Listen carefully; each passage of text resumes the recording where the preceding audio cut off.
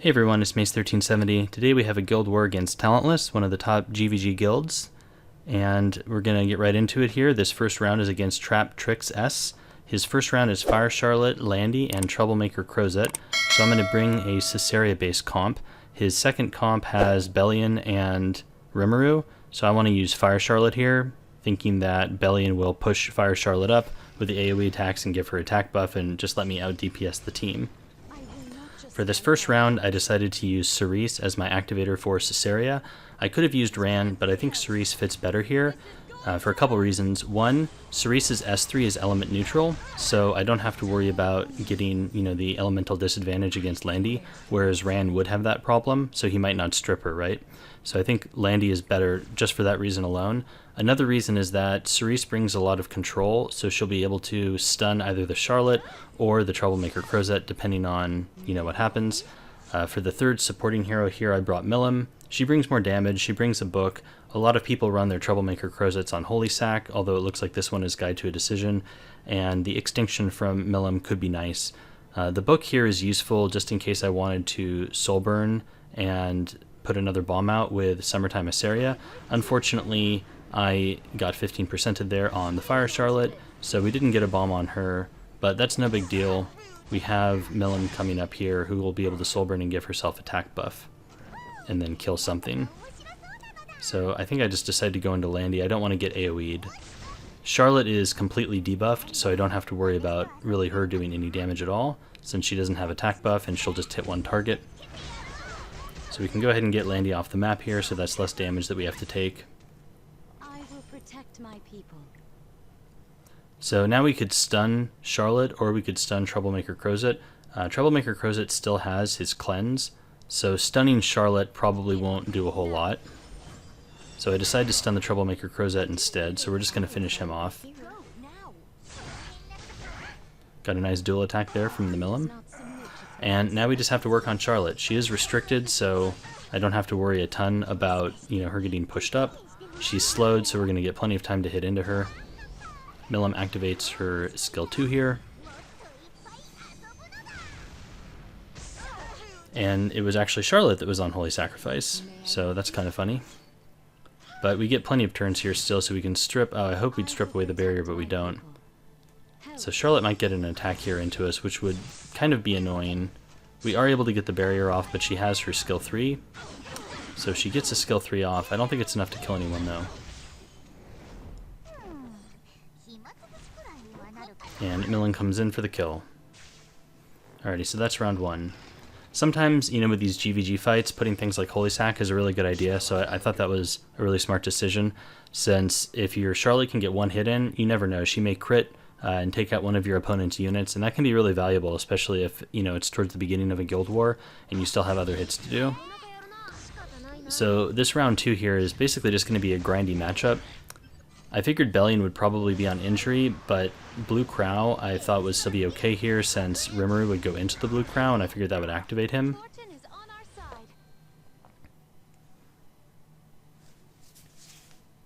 Crow is all the way at the back, and I don't think that he is going to last another turn with probably Rimuru and Bellion hitting him.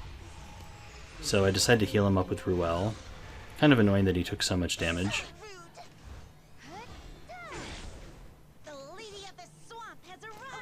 My thought with Charlotte here is that the Bellion will AoE a lot and will trigger Charlotte's passive to give her attack buff, so I'm hoping that I'll be able to have a high damage output because of that. Unfortunately here we have no buffs, which is awkward.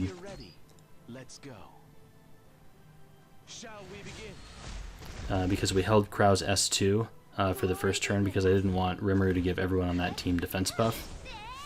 I just wanted to trigger his passive right away. So here's Bellion with her skill 1 into skill 2. Kind of annoying that she debuffs Charlotte, which is a bit unfortunate. And to be honest, I just avoid attacking Ruel teams because more often than not, if you don't cleave them, then you just have to sit here and work through Ruel cooldowns, which is a huge drag.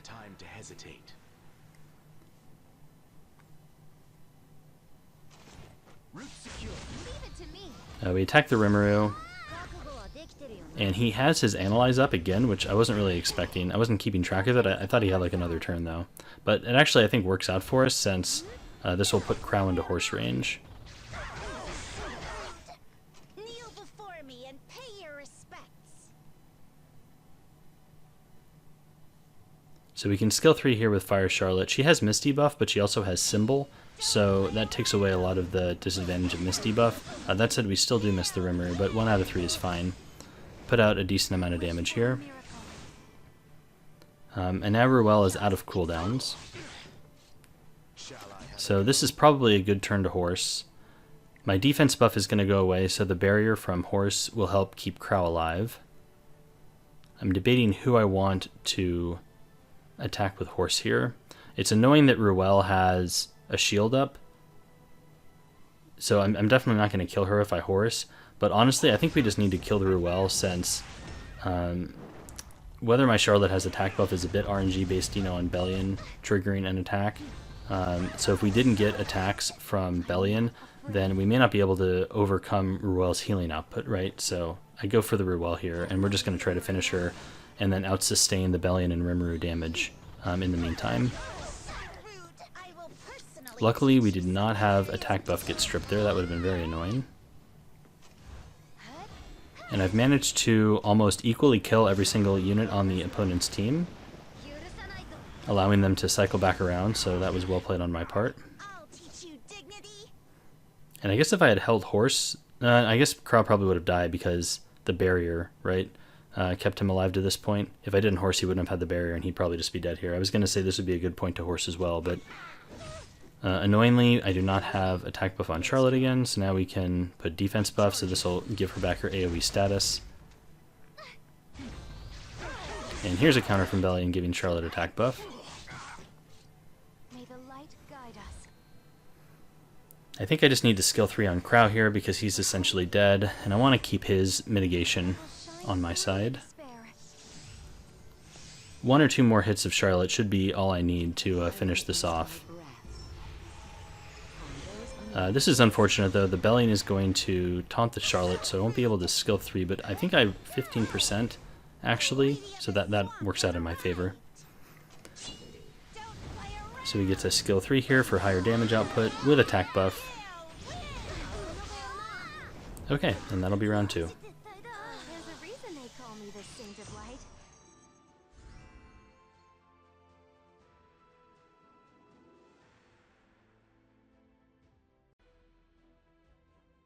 Here's round 2. This is against Almighty, another tower. For round 1, I'm going to use Ran in Caesarea, and then I'm going to bring Mellum, but this time I'm putting Mellum on Symbol, just in case like something goes horribly wrong and I need another way to kill the Violet. I figured a Symbol Mellum was a decent enough, you know, way to accomplish that. If I had built Sahak, I could have brought him in that spot as well. That would be another option, but I've been lazy and haven't mullet him yet. I also kind of feel like eventually they're just going to release a better version of him, so I'm kind of hesitant to do that. We take first turn with Ran here, so we can get a bomb on every single target.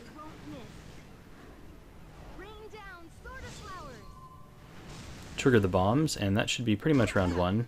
I think Ran is a really good way to deal with Conqueror Lilius, since she generally is not going to be able to outspeed him, right? He has a really nice base speed. Assuming equal gear, of course. If your opponent significantly gear gaps you, then that's going to be a problem. In that case, you could try like Politis and Caesarea. Could also potentially be a combo. Okay, so here for round 2, there's a Charles, which is really interesting. I haven't seen a Charles in absolutely forever. So I brought Crow to tank the Charles, since you know he's the opposite element from Charles, so Charles will in general attack Crow when he's not constantly Elbrus attacking me, that is. Then there's an Apoc Ravi for revive, and an Adventure Ross for just more dual attacks and defense breaks, I guess. So I want to stun the Charles here, since I figure that it will prevent him from putting up attack buff, so that'll prevent the enemy team from doing a bunch of damage to me.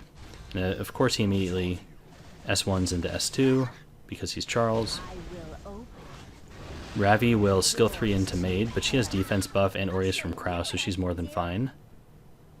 Annoyingly, Ras put immunity up on Charles, so I can't stun him. So we'll just go into Adventure Ross. Could have gone on Aravi for the stun potentially, but I think I don't get it very often, and more likely it's just going to CR push her up, so I just went on the Ross there. So here I'm going to decide to burn just to get rid of the Charles and deny attack buff.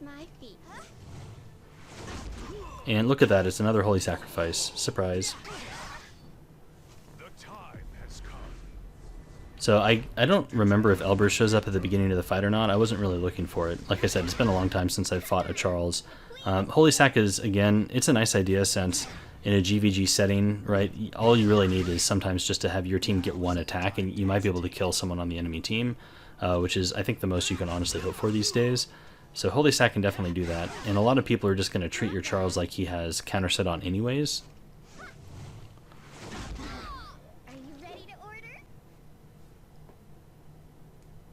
So here Charles is just about dead. We know he's not Elbrus though, so I mean, I guess I could have just gone for him. I didn't want to get countered S1 into S2. I figured that could actually kill me.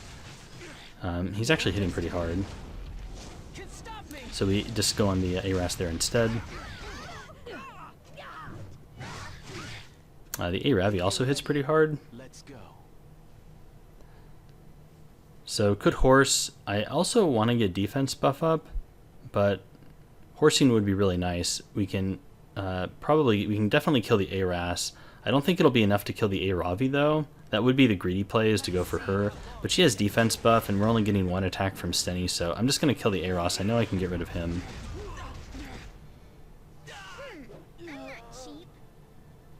And now we can go on Aravi here. She has a poison, so even if she Crimson Seeds, which looks like she's not on Crimson Seed, or it's like literally never proccing. I could skill 3 with Spectre to push back the Charles, or I mean the Aravi, but I decided just to hold for another stun on Aravi instead.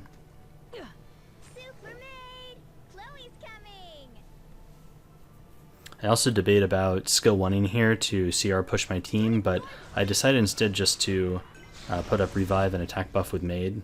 I figured there was a small chance that I could have pushed Ravi forward enough to have her cut Maid, and if that happens, then she could potentially kill Maid before I get revive buff on her, and that would be a way I could actually lose. So it looks like it's a counter set Aravi. I wonder if it's on Draco Plate or something. Again, I wasn't really paying attention to artifacts in the beginning.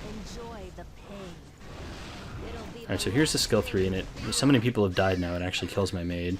It brings back Charles, because of course it brings back Charles, who immediately skill 1's into skill 2. So it's good to know that Charles hasn't changed.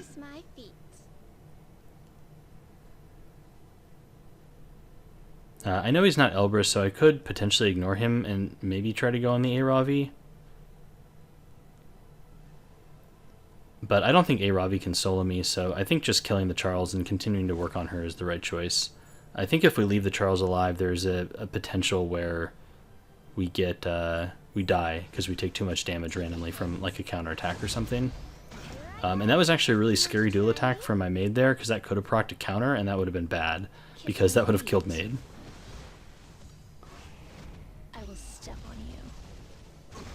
Okay, so Charles dead. Now we just need to hold on for Crow Horse. He has revive, so he should be okay. Taking the counter there was kind of bad. But Aravi, she'll go on Maid, so Kraus should be okay. Hopefully Maid can live. Water's Origin is doing quite a bit of work here. This must be like a super gear score Aravi, because she's taking a lot of damage, and she's doing a lot of damage, and she's not really dying. Okay, so we get a stun, and that's good.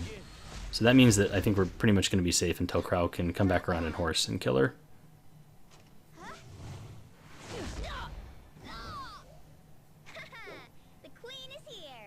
I guess Draco Plate and Pen Set probably do a lot of damage. Alright, well we can horse now, and that should be it.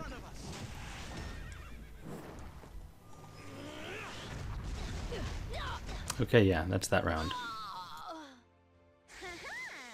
Accept me as your queen.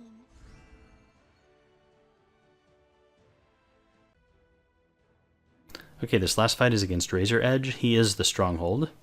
So round 1 has an Aravi and Bellion combo, which is pretty common. So I'm basically just going to try to one-shot everything here. The Aravi is on Comet, so I guess I have to keep that in mind. I'm going to bring Conqueror Lilius because she'll give Vigor, and that'll stack with Rylet's attack buff, so he should be able to delete Bellion, and then LQC should be able to delete Aravi, and then Alencia is just whatever.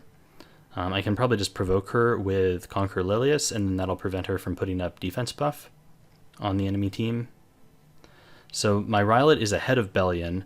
I'm thinking here because my Rylet's about 200 speed. I don't know how fast the Bellion is. They're right next to each other, and I was a little bit afraid that if my Rylet's speed RNG, the opener, and Bellion is actually faster, that she would cut him and then get a skill 3 off, which could be really bad because 1, she gets defense buff, and then 2, she could hypothetically hit Rylet and provoke him. I know it's heresy to suggest that he would ever not dodge, but you can never be too careful. But that doesn't happen. Bellion does not cut, so we get the turn with Rylet. So we get to skill 3 here, and this can showcase how balanced Vigor is. No problem with that at all. Come, I'll take your life. So now we have Aravi and Alencia left. I debate about going into the Aravi here with Lilius, but I think I just want to delete her with LQC. So it probably doesn't matter which I go into here. I was afraid if I went into LQC and if I went into Alencia and then it brought LQC, it would reset her Hellcutter stacks, and then I would potentially not be able to kill Aravi, so I guess maybe it was better just to go into Aravi. I was also just afraid that what if it's on counter set and, I don't know, does something silly. But I don't think it ended up mattering, so okay, that's round 1. Here's round 2. This time the enemy team has Conqueror Lilius, so I bring Ran. I think he's really good into her. He's one of the few things that is good into her. And then I brought Caesarea because Caesarea, and Politis here on the off chance that I got outsped. I thought Politis would be really good since Lilius would, you know, skill 3, and then that would trigger Politis to use her passive, and then would trigger Summertime Iceria to put bombs on the enemy. So I thought that could be good insurance in case I didn't outspeed. So we miss on Kayron, so he's on like MLDB or something. But we land our bombs on the other 2, which is nice. So now we'll go on Kayron with a bomb here and get resisted. So this is ER Kayron with a Moonlight Dreamblade. So we're going to go again. This time we hit, but he counterattacks. So it's an ER Kayron with Moonlight Dreamblade on counter set. But it's okay because we have bombs on everybody, so this shouldn't matter.